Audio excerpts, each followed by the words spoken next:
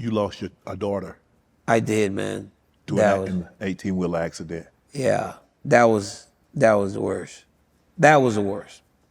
I've had a lot of things happen in my life that I try not to let define me. Like I try not to let like certain things define me, like the bad. Mm-hmm. But yeah, that was the worst. I was 23 years old. I had a daughter named Kaden Emery, and we were in college or just finishing college. So her mom was from Killeen, Texas. Okay.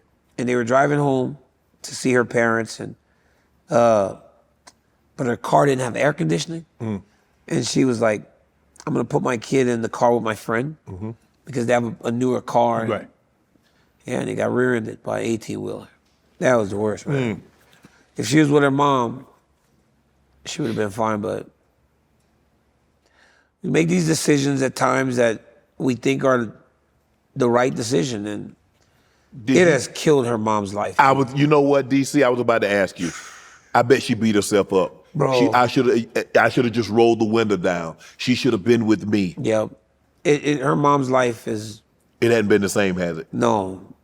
That girl was on a track team at Oklahoma State where I went to school, and she had such a big future, and now it's like she's at home taking care of her mother. That losing our kid, like, it killed her. I was able to spin it and say that every time I wrestle, every time I fight, I have an angel sitting on the cage to watch over me. Mm-hmm. Her mom was never able to do that. It's sad, man. That was the worst thing that's ever happened in my life. Because as parents, we expect our kids to bury us. Yes. We don't expect to bury a child. Not that young. Not that young, man. She's 3.5 months old. So, like, to put her in a casket, yeah, that shit sucks. Yeah, I even just thinking about it, like, it sucks. Has it changed the relationship that you had with subsequent kids, that you hold them tighter?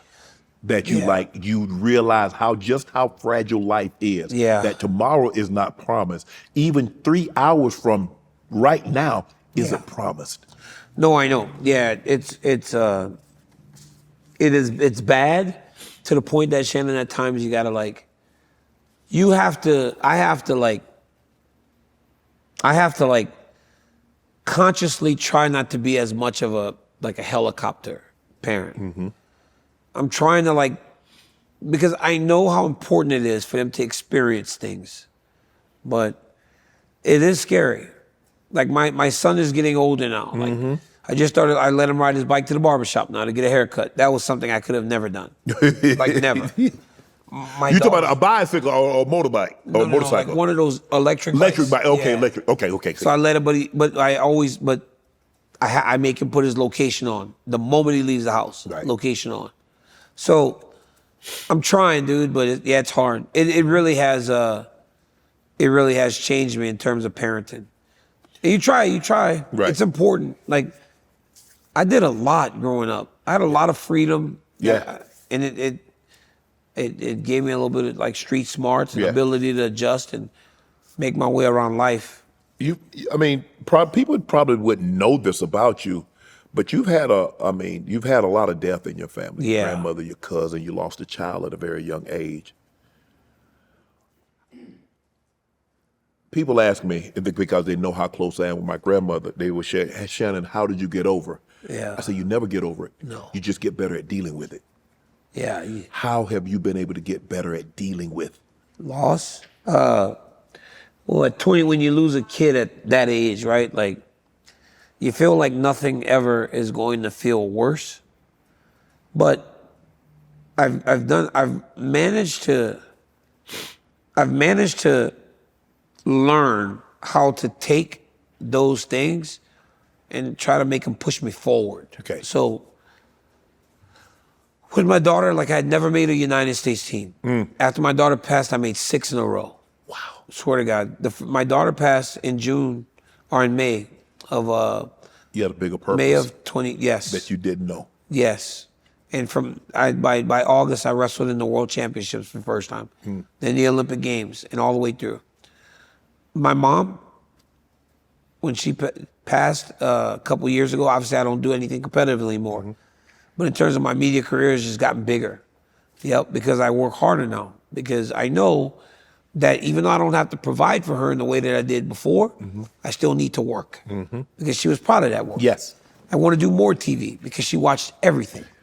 Right? So even though she's not there watching now, like I know she watched it all. So I try to spin it. Right. That's the only way, because otherwise it cripples you. It does. It really does cripple you. Like like I've heard stories about you and your grandmother, and it's like, and how special a lady she was to you. Yep.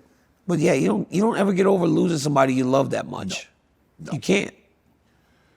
This cutting weight thing, you said that in this Thanksgiving, you weighed 257. Yeah. In basically 45, 50 days, you were down to 204. Yep. Obviously, that's very taxing on the body. Yes, it is. Very taxing. Yes, to cut that kind of water weight, because that's not all just, good weight. Yeah. And you went to renal failure at one time, right? I did. I did Olympic Games. Yeah, but I wasn't that big at the time. I was just in wrestling. I didn't have the access to the resources.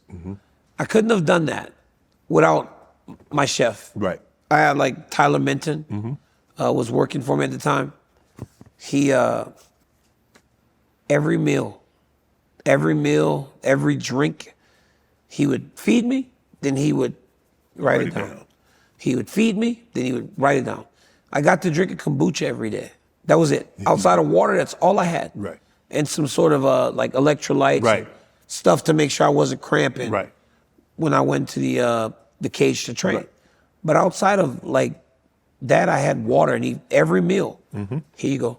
And at the right times. When I was wrestling, I would eat until Wednesday, and then I just would not eat until I weighed in on Friday or Saturday. I'd go 3 days without anything. Merab Dewalish really still does that. The champ at 135, he just will not eat. I don't. You don't have to do it that way anymore. You don't. He's got money. But yeah, I would. My kidneys quit on me at the Olympic Games. Ended up in the hospital. I was gonna die, man. Because they don't let you take diuretics, does it? Can't take diuretics, can't take IVs, can't do nothing. Wow. If I could have took an IV after weigh-ins, I'd have been fine. Right. Right. It was right before the Olympic Games that they did away with IVs. I didn't want to cheat.